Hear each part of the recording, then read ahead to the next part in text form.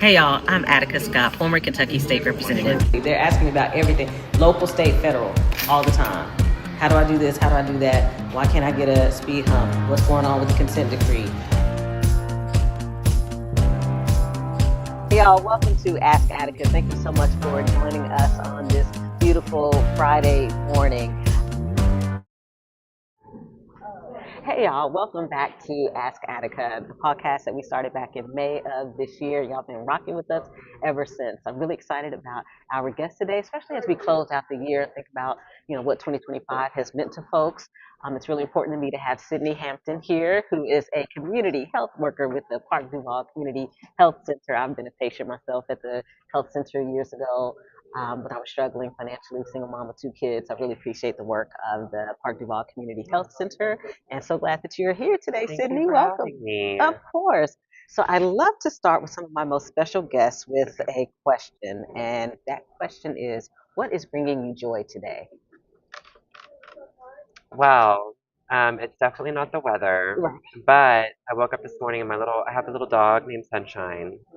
He's a Yorkie Jack Russell mix, and he's about yay big.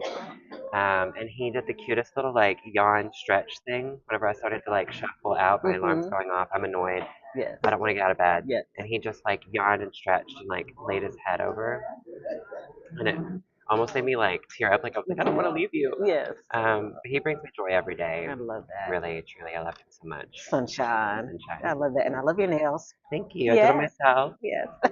That's right.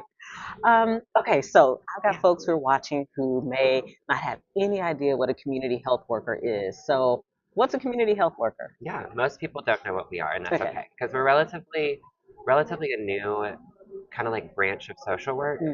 So I always tell people I'm not a social worker. Okay. I do social work.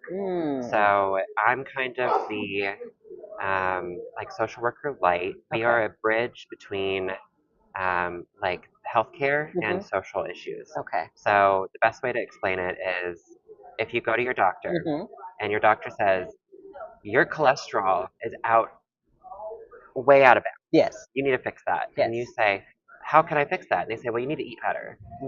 Okay, I need to eat better. Yes. I can't afford to eat better. I can afford to eat a $3 meal at McDonald's, or I can afford to eat these canned vegetables. That's as healthy as it's going to get for me. Yes. You don't have other options because you don't have the income for it. I'm the one who helps bridge the gap, and I'm going to help you find resources to get fresh food. Okay. Get resources to go to like a food pantry, learn about the food pantries in your area. And at Park Duval, we actually have our own food pantry. Okay. That's still fledgling, but it's getting there. Okay. Very proud of it. Okay. We're offering healthier options for people. We also help bridge the gap for like transportation. So if your doctor says you need to go see a specialist, that specialist is on the East End. It's harder to get to the East End because the bus routes are not great. And then there's also gas. Yes. Things like that. So helping get transportation to those appointments is a barrier for folks, and that's something that I can help with. I appreciate you talking about those real life issues because I was a little bit late this morning, y'all, in part because I had to stop and get some gas and it was almost $4 a gallon. I'm like, what's happening here? What are we doing here?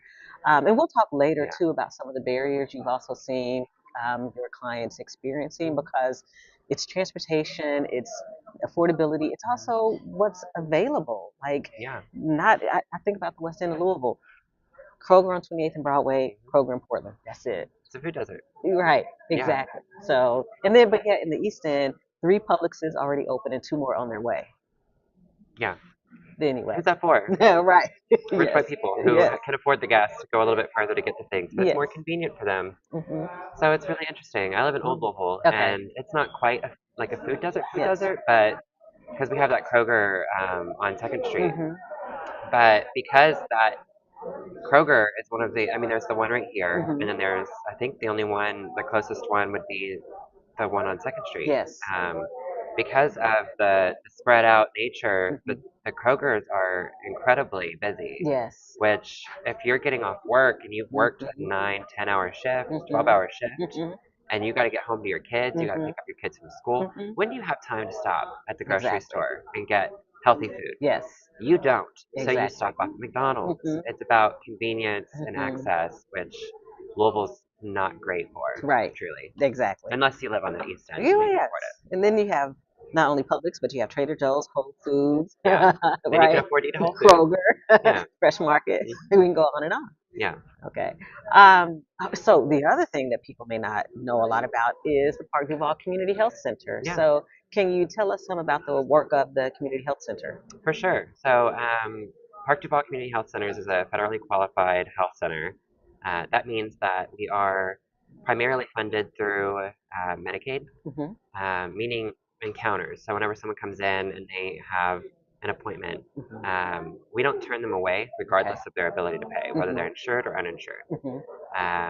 Whether we can take someone in often. We do take people in who are coming from the street, like they don't have a residence, they just are coming in. We can offer them transportation to and from the facility. Only going home though. And then picking up from home and going home. They can't also take you to Kroger or anything like that, or take you to mom's house. And then we offer enrollment. So if you don't have Medicaid and you want to get Medicaid, we are going to do our best to get you on some kind of insurance. We also offer like dental services. We offer, we have using women's health, reproductive health. And we have a pediatrics unit, and then of course adult, and then we have behavioral health, which is where I work. There's so many other things we offer, and I should know them all by heart. But we're gonna dig more into it because I want to dig more into the behavioral health aspect of your work. But I want to take a break, and I do want to say to folks that if you're interested in advertising with Stay Live Streams, please reach out because they do so much more. Right, this Ask Attica podcast is part of the work that they do in our community, but there's also Sydney and I were talking before the podcast started. There's also the everyday live streaming that Maxwell does. So if you want to advertise, reach out to Stay Live Streams. I do not benefit financially, just for the record, so y'all know. It all goes to the work that Stay Live Streams does in our community. So we'll be back in just a few minutes. Through every note, every performance, the arts connect us. The arts connect us through joy and through awe, bridging cultures and generations. From intimate theaters to the grandest stages, the arts bring us together, reminding us that we're never truly alone. When we experience the arts, we experience each other. Kentucky Performing Arts. The arts connect us.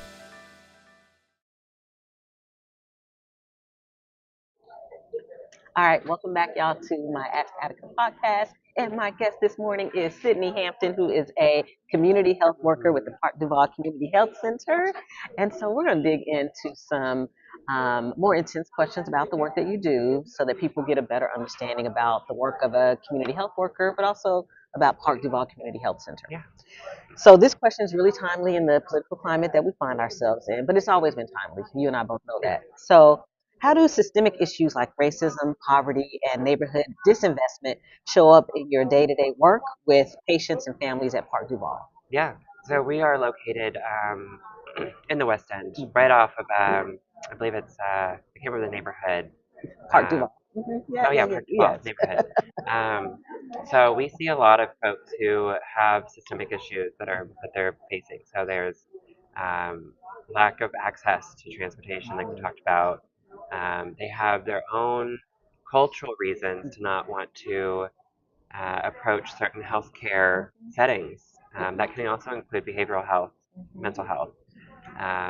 So you see a lot of there's so much cultural competency that has to go into running a low-income clinic or being a part of one, because you have people from I believe it's like West Africa. You have people from Latino or Latin communities. You have Arabic communities. You have all of these communities coming together in one place. It's a melting pot.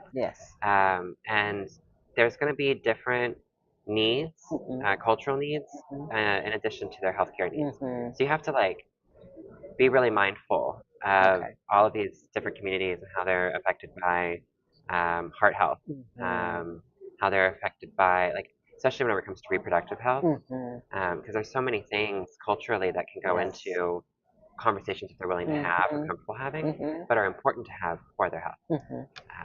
I hope that kind of answers. No, it's really helpful because I think about, so I'm a huge reproductive justice, reproductive freedom advocate. And when I was in the state legislature, I was collecting menstrual hygiene products for folks. And I remember working with a local organization that serves immigrants and refugees who was saying, like, for some of our communities, please don't bring us tampons because of the cultural implications of using tampons. And I'm like, oh, I'm learning something new here, but I appreciate the education, the knowledge, and the information because I want to be culturally responsive and I want to make sure that other folks who are contributing and donating these products are also culturally responsive. So I would love to see every provider, everybody who's going to be a doctor or a nurse work in a low-income clinic, specifically because there is invaluable experience that you can gain from working in a melting pot of cultures, because you don't get that like in the East End as much.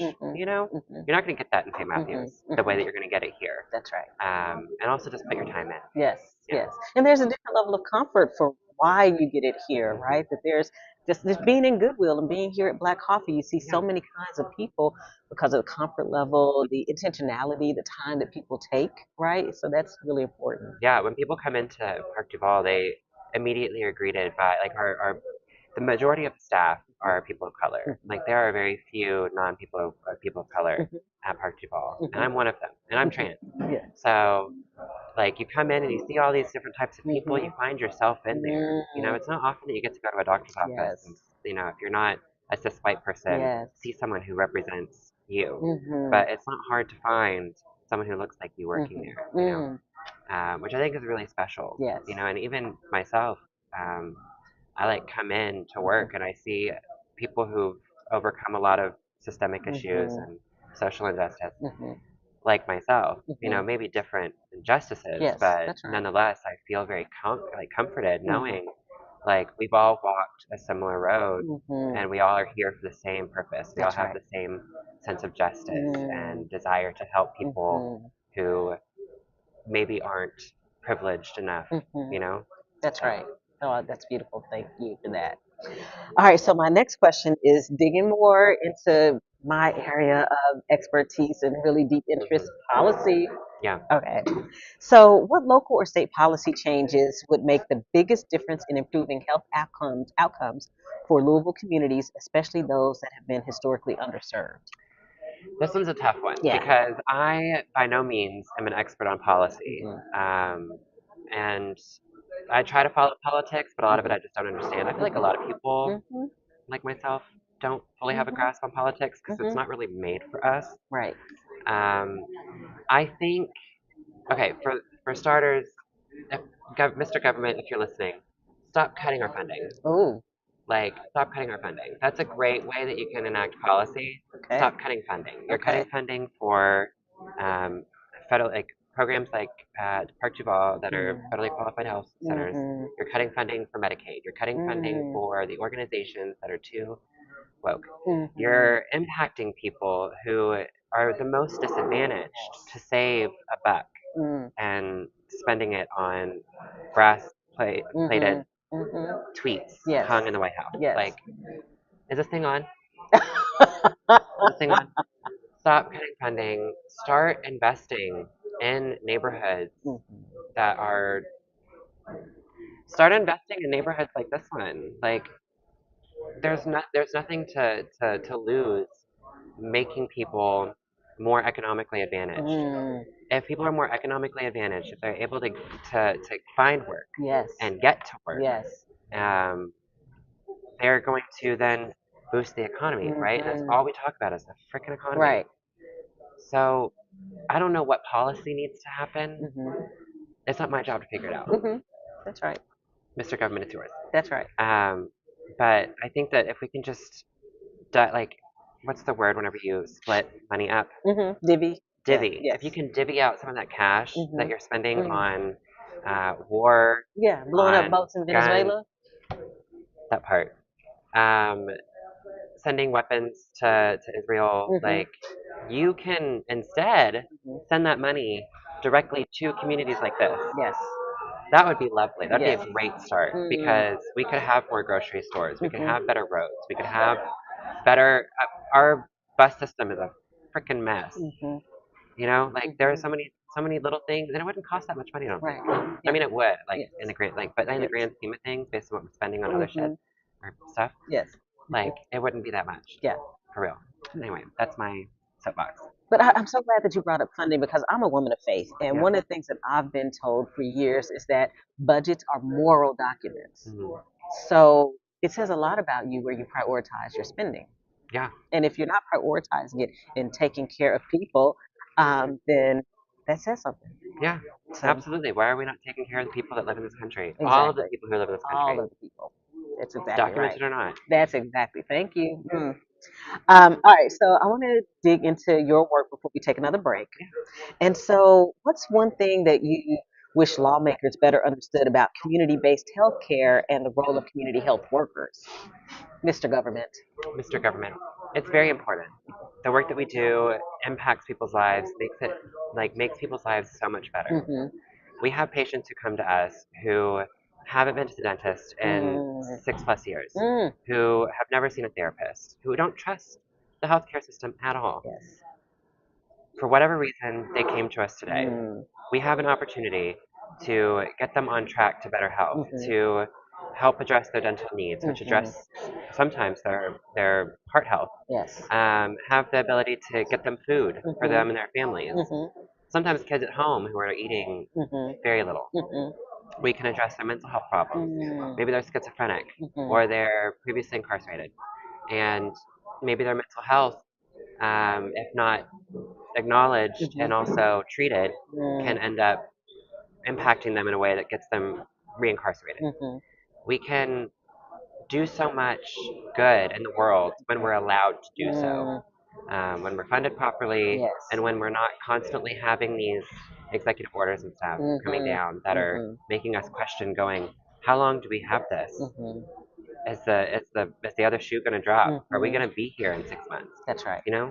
Yeah. I hope that answered the question. I kind of got lost. No, it's really helpful. And you also had me thinking about people trusting the healthcare system and also the way in which the current political administration in DC is operating. I can understand why people are afraid to come out and go into public places like a community health center because they don't know if they're going to be the next person swept up because you may not even be, but you look like an immigrant or you look undocumented. So you're trying to go get mental health services and you're like, I might get picked up.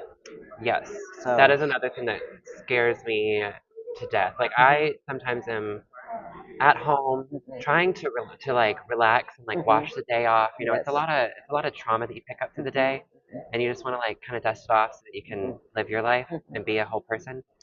And sometimes I like play scenarios in my head like, what will I do if and when you know ICE shows up, and it's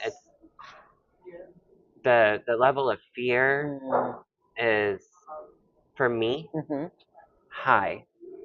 I'm not an immigrant. I am a white person.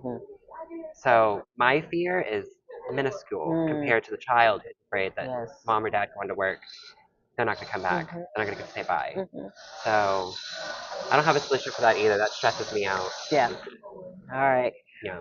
Well, we're going to pause and breathe after that. We're going to take a break, and we'll be back in just a few minutes with my special guest, Sydni Hampton.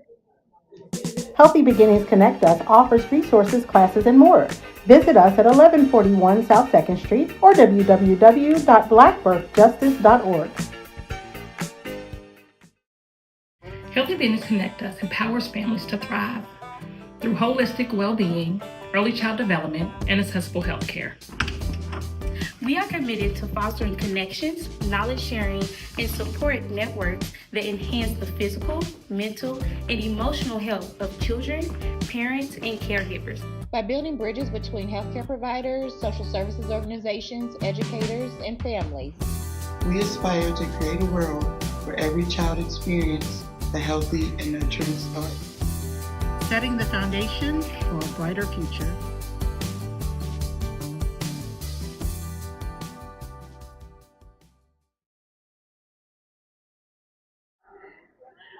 All right, y'all, welcome back to Ask Attica with my special guest, Sydney Hampton, who is a community health worker at the Park Duval Community Health Center. If you're just joining us, you'll be able to look back and learn what a community health worker is and what the Community Health Center does. Yeah. But now we're going to dig more into your work, Sydney. Yeah. Okay, so what behavioral health needs, and you talked about it some, but if there's anything you want to add to it, what behavioral health needs are you seeing most often in the community, in our community right now? Well, my focus, I obviously I focus on the patients that we have existing now. A barrier that I see a lot within my own community, the LGBT community, is lack of access. So I'm trying to bring in more queer and trans folks to the center. Because, and you see this really in every community, but like my hyperfixation is, you know, the gays. So I'm trying to bring in more folks who don't have access to therapy, you know, because for a long time it was really hard to do therapy whenever you're on Medicaid. It's gotten a little bit easier. And we also have providers, but I guess the like most challenging is the access to care. So like whenever we talk about access, we think affordability. We think about like will the insurance cover it or not? But we also have to think about transportation. We have to think about provider availability.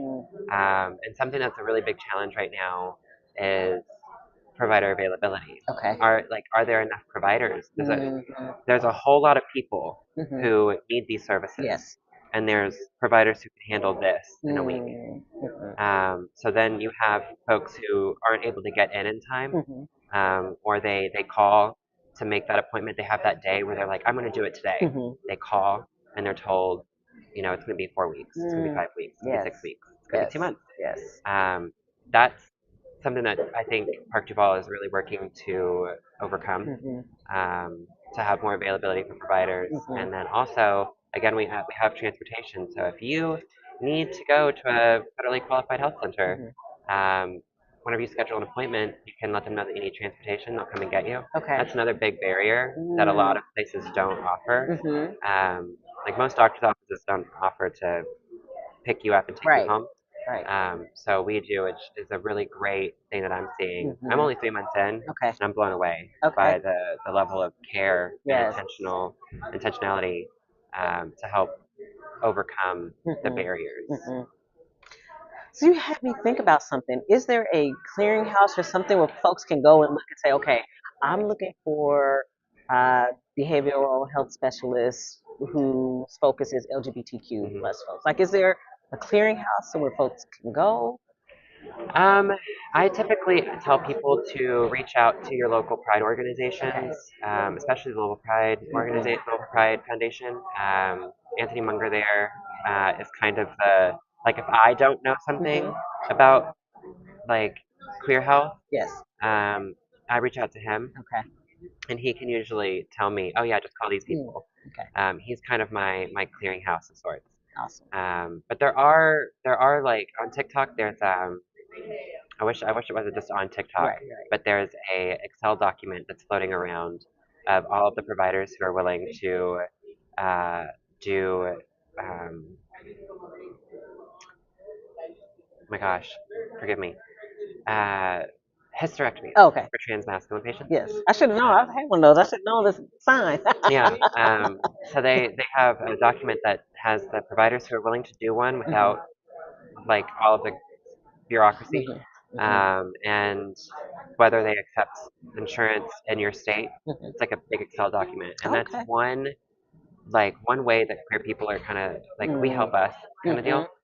We are creating our own kind of resource lists and things like that, but it hasn't been compiled yet into a neat little portfolio of access. But it's good to know that something is out there. There is always, for every problem that you have for queer people, queer people got your back. That's like true. Somewhere. You just gotta know where to look. And a great thing about social media, you know, all the downsides, there's also big upsides that it connects us. And if we need something, we can usually find it that way. Or you can call someone like me, and I can help try to research for you and help you find exactly what you're looking for. I have a theory that one of the reasons why there's such an attack on social media platforms like TikTok is because one, they're democratizing, so they democratize power. So each of us has our own level of power and influence that we choose to exert on those platforms. And also, to your point, it gets us connected to one another across distances. Like connected to folks in other countries who are doing amazing work that we can learn from. I wouldn't have known what was going on in Gaza if it wasn't for TikTok. Right. So much of what I know and so much of like my awakening of sorts is because of social media. You know, I come from Bullitt County. I was a country girl, and I didn't have a lot of education on like intersectionality. Right. I was like, what the hell is that? Yeah. And through social media and like getting to humanize people who live differently than me, I've learned so much from listening to people that I might not have listened to. I might not have ever encountered in real life. And then I think that that's a major component of the the pendulum swings, right? That's right. And right now we're but I think that the younger generation, shout out to Gen Z, love you so much, are going to be powerhouses for real. Like they're in college right now, I think, or like finishing high school. Yes. And they've learned from each other, and they've learned like how to connect like never before, like way better than the millennials did. Right. And I think that's really special. Yeah, it is. Okay. So before we take our last break, I have a couple more questions for you. So, and this gets deeper into your work. You've talked about this some, but if there's anything you want to add, I'd love to explore that. So, how do you build trust and connection with people who might be hesitant to seek care? We've talked about this some, or who face barriers, like you said, transportation, insurance issues, or past negative experiences in the healthcare system. I would say outreach is a big component of like connecting with folks. So something that I do whenever I'm out doing outreach, I do it here actually, right over there, on some Tuesdays. So I just try to be as approachable as possible, and when people come up, I try to always meet them with no judgment. You know, whatever you're coming from and going through, I want to listen, and instead of just responding immediately, I want to like mull it over. Yes. And I want to like be intentional about how I respond. You know, maybe somebody comes over and they're experiencing substance abuse. You know, I want you to feel safe enough to talk with me and be honest with me about what you're going through, so that I can connect you with things that you need. That's right. Maybe you're a single mom and you have 2 kids at home and you have no food and you're ashamed, or you're anxious about asking for help for whatever reason. Maybe it's systemic, maybe it's just pride, you know, whatever. I want to try to be human to you so that you can be human to me. That's right. That's one of the ways that I do it, and getting to show up in the world as like a trans woman. You know, I try to like be visible, if that makes sense. Like representation's really powerful. So I always try to show up and be as authentic as possible, because I feel like that helps people break down barriers. You know, something that I notice a lot with my patients whenever I'm talking with them is they come in with a wall. Sometimes every time they come in with a little wall. Yeah. And if I can just get them to laugh or, you know, just breathe, then I can connect with them like one-on-one, like person to person, and then start to get to the meat and potatoes of what's really going on, what's really challenging them since the last time we talked, or for the past 5 years, if they needed to like trauma dump and just get it all out, you know, they need somebody who's going to listen. Yes. That's what I try to do. Gosh, you just said so much. I do talk. No, not in that way. No, I mean like really thought provoking. So one is representation for me is also inspirational, right? It's just like yes, right. The other thing though that you mentioned is people coming in with a wall almost every time. Well, part of that is because in that moment, in that time that they're with you, you're addressing some of the issues that they have and need to address at that time. But people are still going back home to their realities. Yep. And then they deal with those realities for all the time, days, weeks, months, before they see you again. So the wall goes back up. So to your point around funding, but also to my concern around infrastructure, Mr. Government, we need communities and neighborhoods that people can go back to and thrive in. So when they come back and see their community health worker like Sydney, they don't have that wall up. They're ready to engage. Yeah, Right. because I only have 30 minutes to an hour, depending on how much time I've scheduled. With certain patients, I always give them an hour because I know they're coming from a lot. Yes. And I'm like, I need that hour because it might take 15, 30 minutes for me to really get them to soften. Yes. So that I can start digging around in there and figure out what's going on. Like, oh, you got financial trauma. Yes. Well, let's work through that. What do you need? How can I help you? You know? And like talking about funding, again, not to beat the dead horse, but the funding that we need really, I think, not only can help us get more providers and more CHWs that can address the great, like we talked about, we've got all these people and we've got this much capacity. We need to be able to address more people, and that funding comes from that. And the outcomes that I've seen I've been there 90 days Monday. Oh, so wow. I just hit my 90 days. And the outcomes that I've seen in some of my patients already, I've been told that I got a message from one of them that was like, thank you for everything today, you saved my life.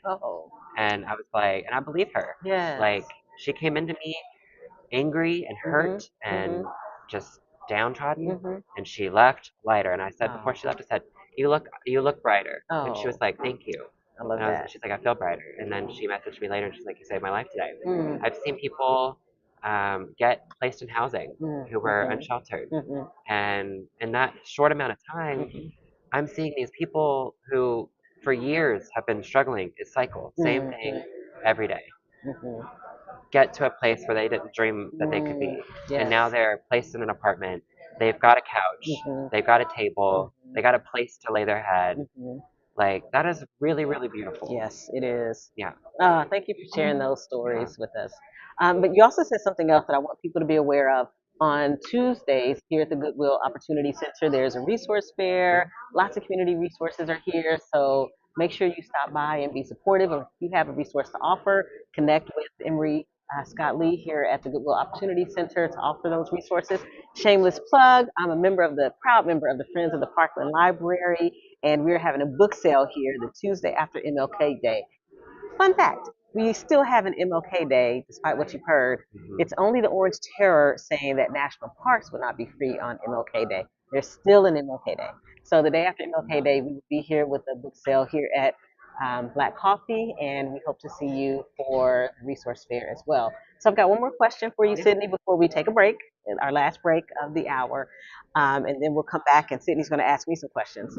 All right, so you talked about this just now, but if there are any other stories you want to add, what are some of the most rewarding outcomes you've seen from your work, whether it's someone getting connected to care, staying healthier longer, or navigating resources more easily?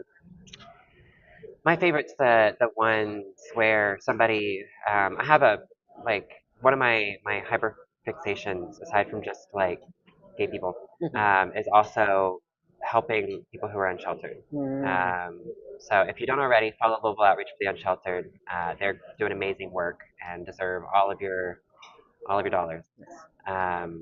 But finding homes for people and helping them find apartments that are that accepts HUD or Section 8 or whatever, helping them find homes and placing them in them is the most rewarding thing, because I've been close to being houseless before.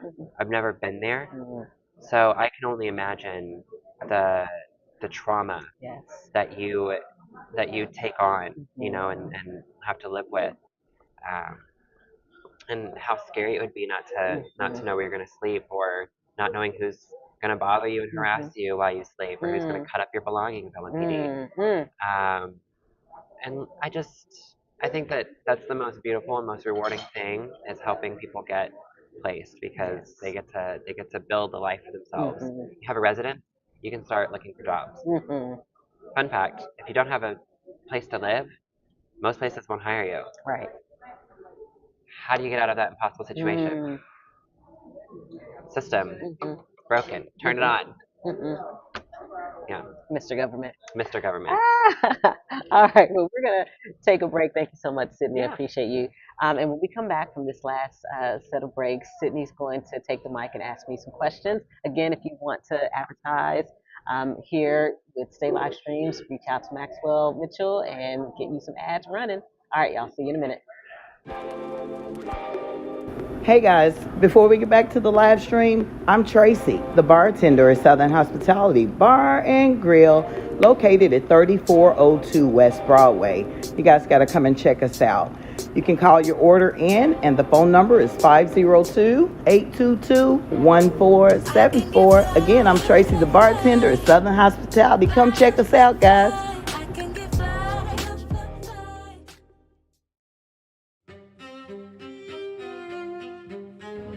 Hey, I know you're watching the live stream right now, but I want to take a moment to tell you to check out this new book right here over my shoulder.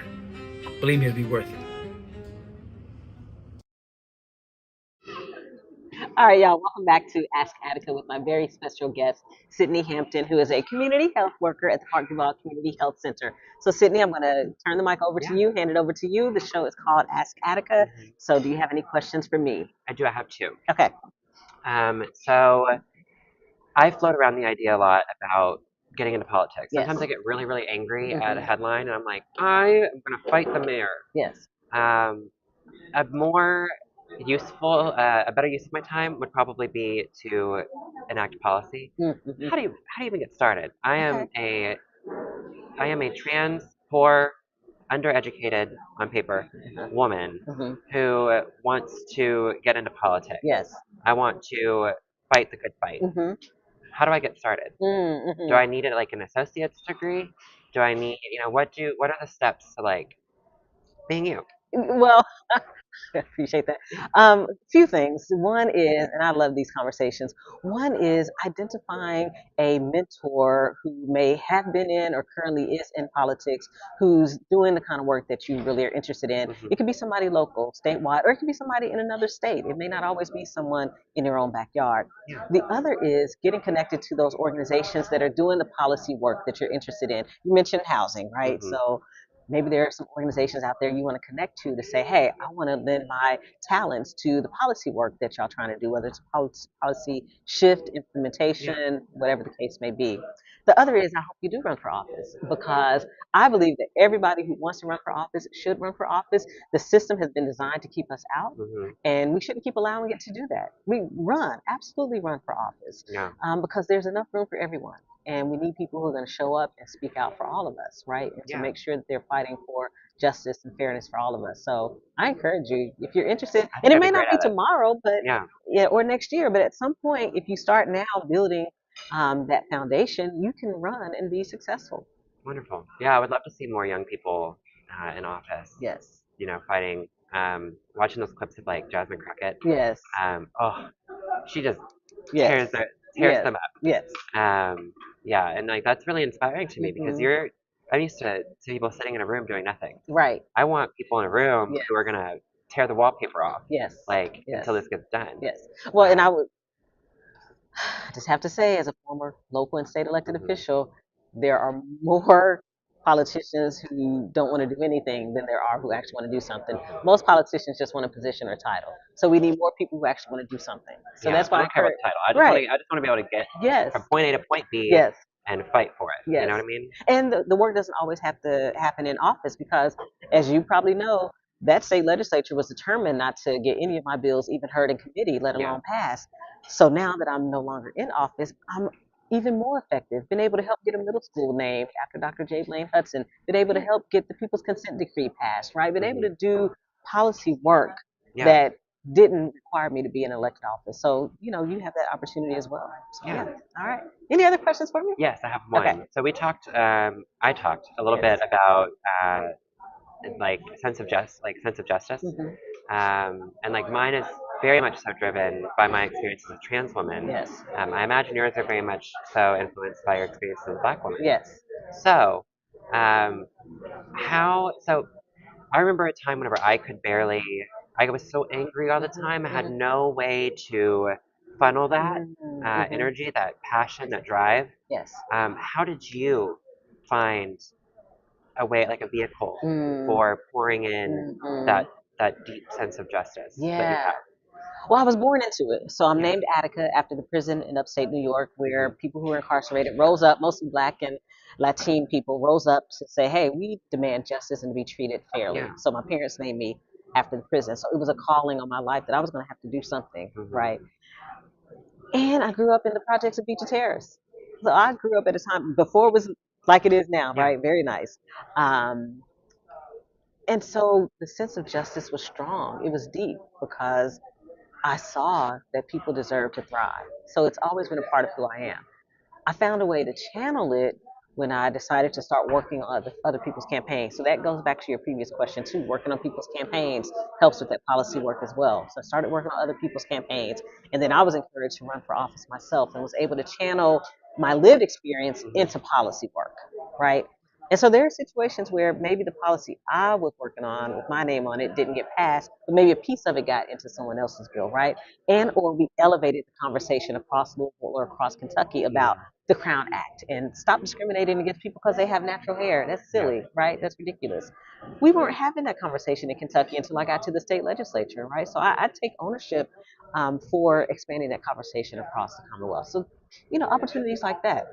Let's show up. Let's take advantage of it. Yeah. Well, thank you, Sydney, so much for joining me. I appreciate you, of course. And y'all, this has been Ask Attica on Stay Live Streams. We may bring y'all a couple more episodes before the end of the year, but in 2026, we got some big things planned. Thanks for sticking with us through this year, these past 7 months, and we'll see you next time.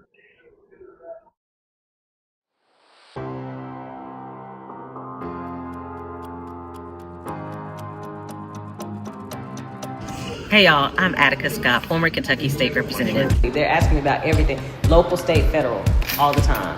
How do I do this? How do I do that? Why can't I get a speed hump? What's going on with the consent decree?